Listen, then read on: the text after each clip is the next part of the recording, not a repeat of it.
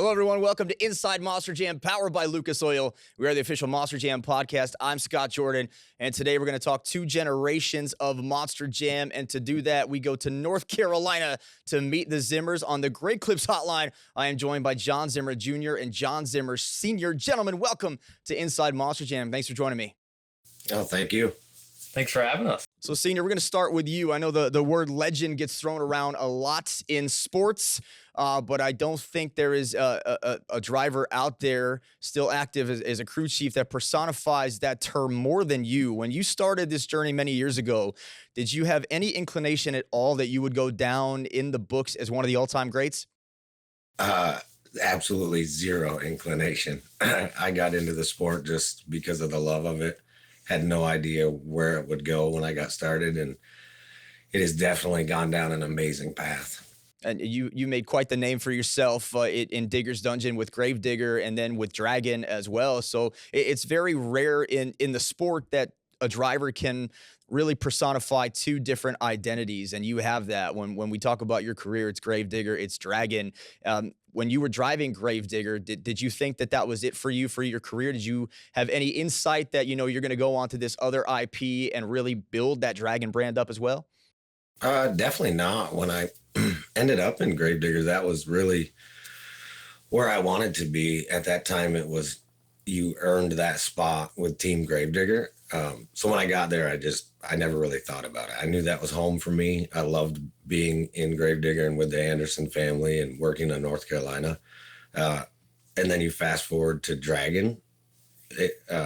It's not really known. I wasn't happy and didn't want to make a switch. But after a few months in Dragon, it was almost the opposite of what I expected it to be. It ended up being an amazing time. It's a very fun truck to be a part of. Jon Jr., you grew up in the business. So talk a little bit about growing up with this legendary father as a driver. I'm sure he was on a road a lot. What was that like for you? It was definitely hard at first, because no kid ever wants their dad or their mom to be gone for months on end. But didn't take long for me to growing up to realize that I fell in love with the sport too. So whenever I was old enough, I would go on the road with him during the summers in between school. And that just made me realize that this is what I wanted to do for my entire life as much as I could. And that was the impact that it had. Well, being now that you are out on the road, it's your second year in Monster Jam, do you have more of an understanding and respect for what your dad did while you were a kid and the sacrifice that he made? I know, Dennis Anderson's talked about it a lot, the sacrifice he made, and your dad did the same thing, but a little more understanding for you now that you're out here on the road? Oh, yeah, absolutely. And it's a lot more hidden respect that everyone has for my dad and myself that I've noticed that I didn't think was there, because he's been doing this for 20 plus years now, and this is only my second year into it. And the amount of respect around the entire industry that we have, I definitely didn't notice was there. So that's probably the biggest thing that I've noticed. It's definitely made his sacrifice worth it. Well, I've known that respect was there because at the Driver's Summit, I had the pleasure of interviewing about 60 different drivers. And one question I would ask all of them is who influenced you? And the two names that were mentioned the most were Tom Meents and Jon Zimmer Sr. And it was just incredible. Everybody, one after another, just Jon Zimmer, Jon Zimmer, Jon Zimmer. How does that make you feel, Jon, knowing the impact that you've had on so many young drivers in this sport, not just your son, but amassing 5 different series across the world?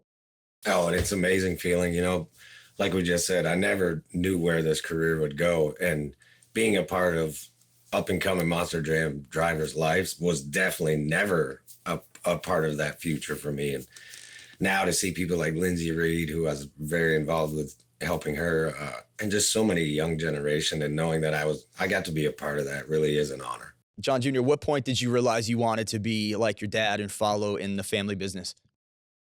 Well, it's the very first summer that I went on the road when I was 8 years old. I saw the ins and out of monster trucks or Monster Jam, and knew that I wanted to get my foot in the door somehow, some way. And long story short, when I was 16, I ended up going to a bunch of summer shows around North Carolina, meeting people through there, meeting Jamie Garner, and the rest kind of just wrote itself. And here I am. You've had an amazing, successful career. Any pressure at all on you to fill your dad's footsteps, follow your dad's footsteps? You feel like there's a shadow there, or you're just paving your own way? It's there's definitely pressure every single weekend, but try not to think about it because then that's when I'll start messing myself up. But I definitely know there's a legacy to hold on to. There's a lot of people that watched my dad growing up, and now their kids are growing up watching me. So I know I got a little bit of a legacy to hold on to. So that's definitely some pressure there. We have more on the way with Jon Zimmer Sr. and Jon Zimmer Jr. That is coming up next on Inside Monster Jam.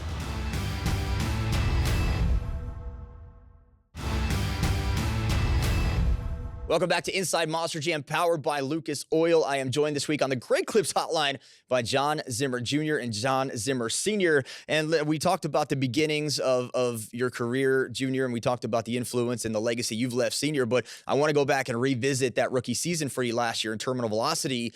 Nobody saw you coming. We knew the name and we had the expectations, but you go out in Baltimore, my hometown, and win an event championship your first time out. Did you have any expectations at all that that's the result that was going to play out for you on your first night?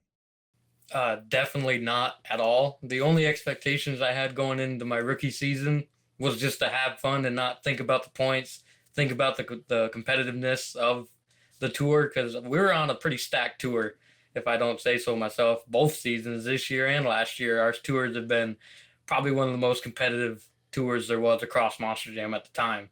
So I definitely didn't think I was going to win an overall, but let alone I ended up winning 3 out of the 4 competitions. Just missed out on freestyle because I lost front steer the very first hit. So it was honestly, I didn't have words for it, and I still don't have words for it now, but it was honestly amazing.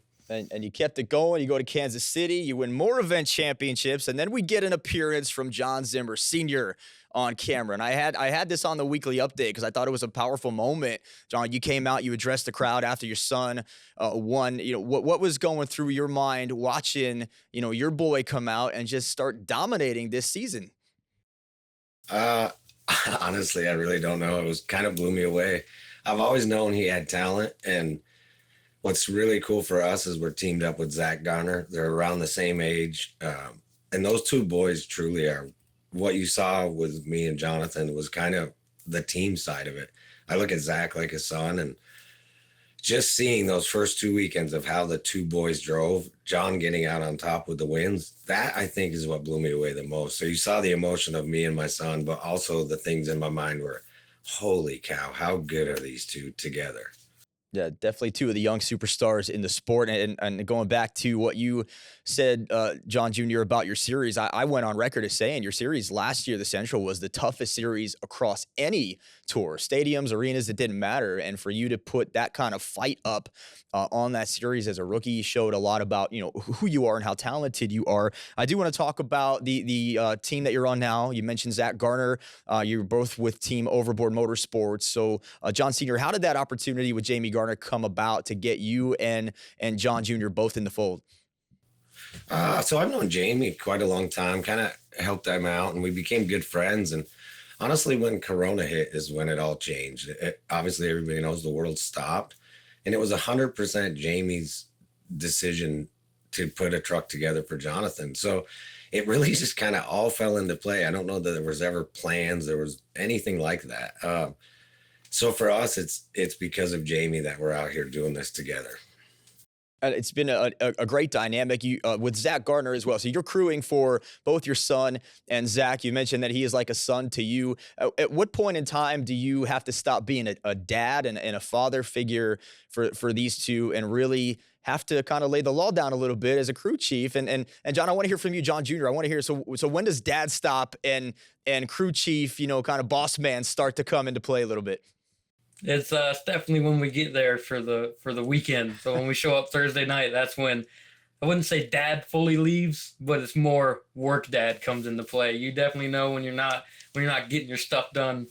Where Zach and I normally 90% of the time not getting our stuff done, and we're goofing off, playing with our C-cards, skateboards, whatever it might be.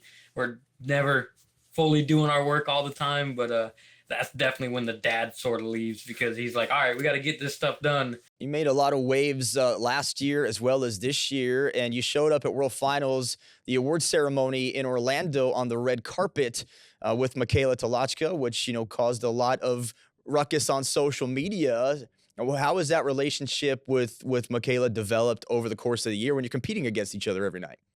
Well, as our relationship and like her family, I've known them ever since my dad started going on the road with monster trucks. He used to compete and go up and down the road with Mitch back when Mitch was driving.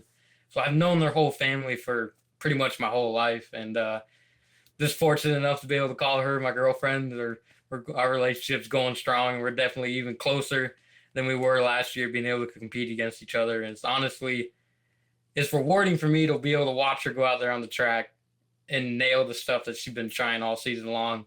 Because she beats herself up more than anyone that I know when she ends up rolling over or can't do a donut or whatever it might be. So it's honestly amazing. Well, I look forward to seeing what both of you have for the rest of the season. Coming up, Jon Sr. and Jr. competed against each other. We're going to dive into it next on Inside Monster Jam.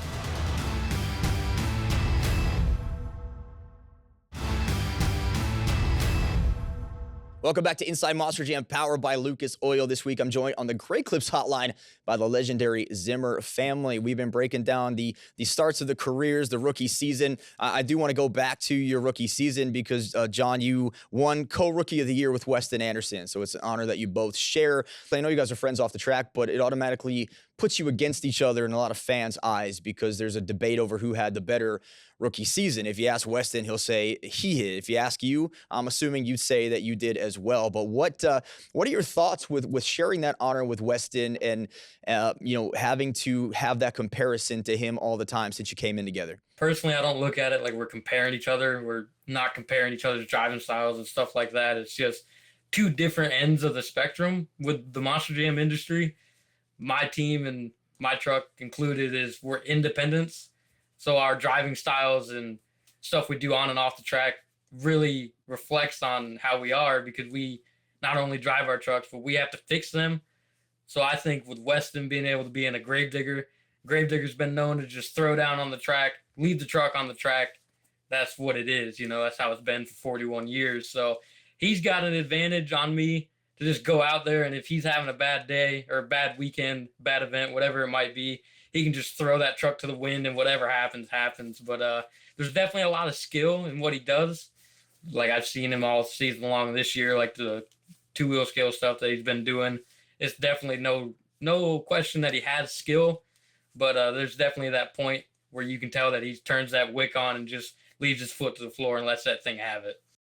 So if I were just to ask you, who's the better driver, Jon Zimmer Jr. or Weston Anderson, you wouldn't answer me? No, not on record. Okay. All right. We'll talk off the record at some point. I do want to ask, I know you're happy where you're at in terminal velocity. You have a great team there, but is driving Gravedigger something that you would like to do somewhere down the line just because your dad made such an impact with that team as well? I mean, it would definitely be another piece of like living the dream per se. And I definitely would never say no to doing it. I don't think anyone would ever say no to being able to drive a Gravedigger truck. But as of right now, I really like having my truck. I like having my name because there's only one terminal velocity. There's like 6 or 7 Gravediggers running around right now with a bunch of different numbers to them. But short answer, I definitely would. I'd drive a Gravedigger one weekend just to see what it was like. Jon Sr., let's go back. We talked about Jamie Garner and that call that during the pandemic. Was terminal velocity something that he discussed with you as an identity, or was that something that came about after the deal was made and you guys agreed to come over and work for him? So terminal velocity, actually, Jonathan can answer more than I can. It was a name he created a long time ago on Rigs of Rods, I believe. So wow. He can answer that.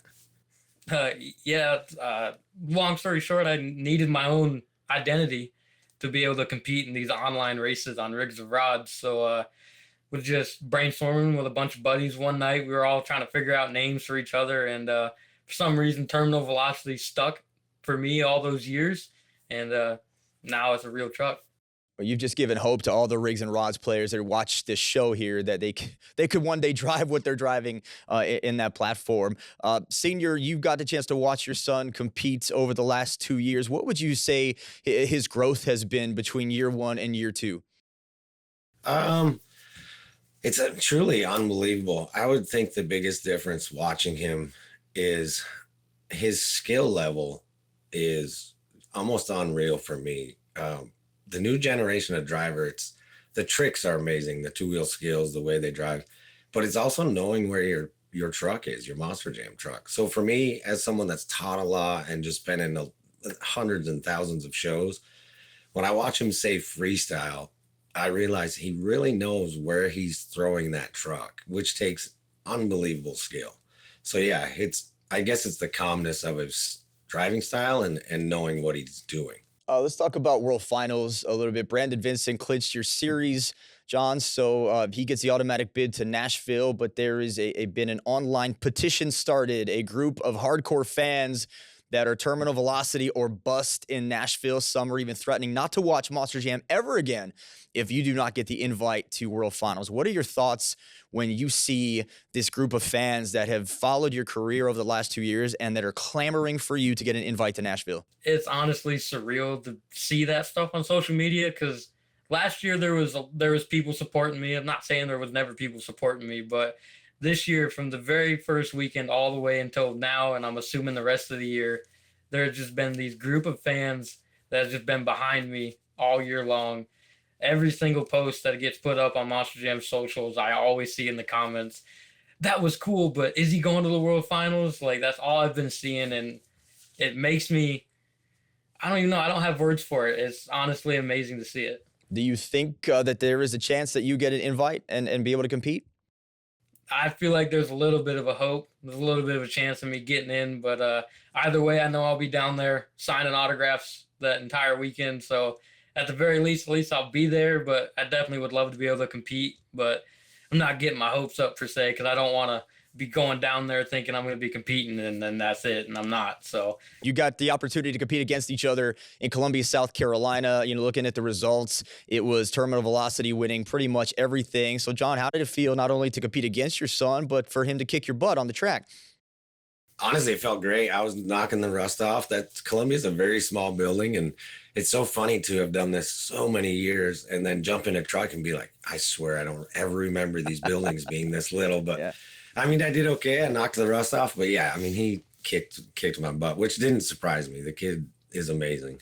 Junior, was that a way for you to kind of let him know that you've officially passed the torch to me and I run the show now? How'd it feel to beat him? It definitely, I definitely didn't look at it as that, but I knew I had to turn the wick up per se, because once he's driving, that's the only reason I want to drive even harder, is because we've been working on these trucks all year together, and now he's back behind the wheel, and that put all the pressure on me. I'm like, well, if he's been out of the seat for over a year and comes back and kicks my butt, then I guess everything I've been doing all season has been a fluke. So I definitely pushed it a little hard, but it was all for good fun. I can't imagine the pressure you may have had, and not only having to compete against your girlfriend every night, but now you got to compete against your dad too. So it's definitely got to be a lot of personal emotions going on in your mind every night, right? Yeah, it is, because, you know, once we all have helmets on, we all want to beat each other on the track. But like, if he goes out before me in two-wheel, donuts, or freestyle, whatever it might be, I'm the biggest fan there is in the whole stadium or arena. I'm cheering him on in my truck because he's out there doing cool stuff in that big old truck in these tiny arenas. But that's just what it is for us. You know, we love driving these trucks. We love having fun for the fans. But once the helmets are on, I don't want to lose to him, and I'm pretty sure he doesn't want to lose to me. I love it. We'll take your fan questions next on Inside Monster Jam, powered by Lucas Oil.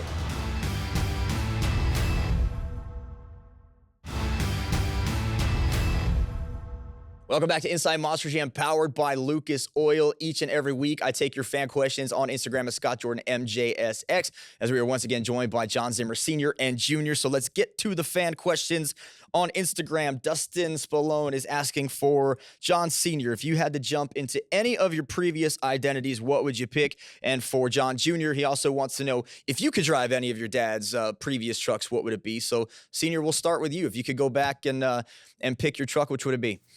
Honestly, it would probably be when I was an independent, the shock therapy truck, which is kind of what I got known for before stepping into Gravedigger. It was just something about that truck. It worked so well. So yeah, it would be shock therapy. You just made a lot of people very happy mentioning that truck name that are watching. Jon Jr., how about you?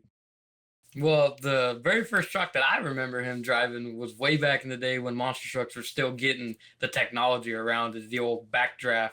Single coilovers per corner, 4 shocks. That's what he started in. I'd like to go take that thing around the track one time, see how rough that thing is, so I can really appreciate what we got going on nowadays.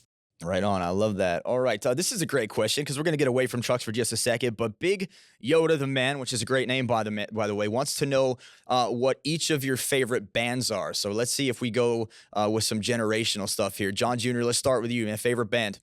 God, I was hoping you weren't going to start with me. 'Cause I don't have, I don't have a favorite because my playlist on my phone, on my Spotify, goes from anything from heavy metal all the way to just rap or whatever it might be. I seriously don't have a single one band. All right. And Jon Sr., how about you?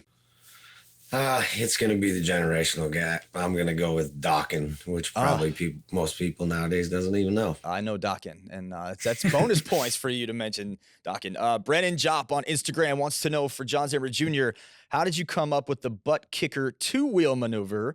And if you do get an invite to World Finals, is that something that you are going to pull out for that event? I didn't come up with the butt kicker at all. Ryan Anderson used to actually do that move in two-wheel, I believe in like 2017 when you guys were on tour, 2017 or 2018. He would do that move off of the Dirt Jammers. And then after that season, I never seen him do it again. And then I think Tyler might have done it once last year. But other than that, I just noticed that no one ever tried it since then.